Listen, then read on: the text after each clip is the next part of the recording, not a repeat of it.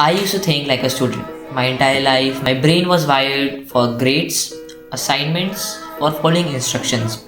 And then I started building SaaS products.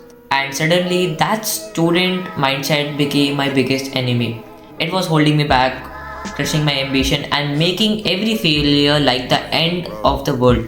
And these aren't just think positive cliches, these are deep, uncomfortable rewirings of how I approach everything, and they are the reason I am still here building. Most people think entrepreneurship is just about skills, coding, marketing, sales, and yes, they are crucial. But I have learned that the mindset you bring on the table is what that truly determines if you survive the inevitable punches. If you're stuck in that old way of thinking, you will burn out, you will quit, you will never see your vision through. Let's dive into the three mindset shifts that completely changed my game. The first shift was letting go of perfection. As a student, you are taught to get everything right. Every answer, every essay, every project has a perfect score. But in building a SaaS, perfection is a myth, is a trap. I remember spending weeks trying to perfect a single feature, agonizing over every line of code, every pixel. And what happened? Nothing. It delayed launches, wasted time, and honestly, the perfect version wasn't even what users wanted. The shift was realizing that progress, not perfection, is the only metric that matters. It's about shipping, getting feedback, and iterating. It's about 80/20. Good enough to launch is infinitely better than perfect and unreleased. This isn't about being sloppy, it's about being strategic with your energy and understanding that your product will evolve with your users, not in a vacuum. The second shift was probably the hardest for me.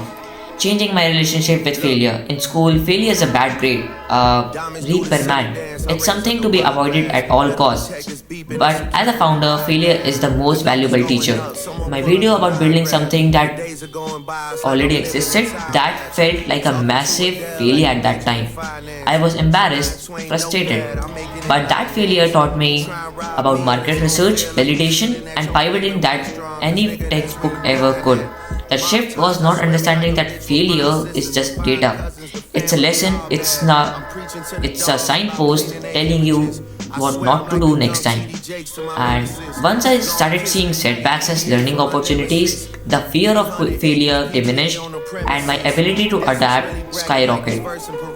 It's not about if you will fail, but about how quickly you learn from it. And finally, the third shift, moving from external validation to internal conviction. As a student, your success is measured by external metrics like grades, teacher, praise, awards. You're always looking for someone else to tell you you're doing well.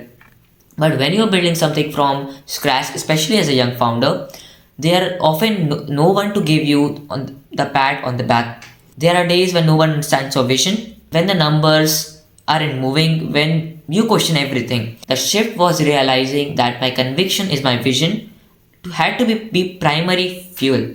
I had to believe in what I was building even when no one else did. I had to trust my gut, my research, my own drive. This isn't arrogance, it's self-reliance. It's the quiet confidence that keeps you going when the external world offers no applause. So to recap, first, stop chasing perfection, prioritize focus. Don't avoid failure, embrace it as your best teacher. And third, seek internal conviction, not external validation. These aren't easy shifts, they require constant action and self awareness to be uncomfortable. But I promise you, if you can make these changes, your entrepreneurial journey will transform. You will move faster, learn more, and build with a resilience you will never thought possible. I'm still learning and I'm still building. The journey is constant. But these three ideas have been my bedrock. What mindset shift do you think is the most crucial for a founder? Let me know in the comments below. And if you're on your own journey of building something extraordinary, hit that subscribe button and DM me in Twitter, link in the comments below. Let's build together. Meet in the next video. Till then, bye.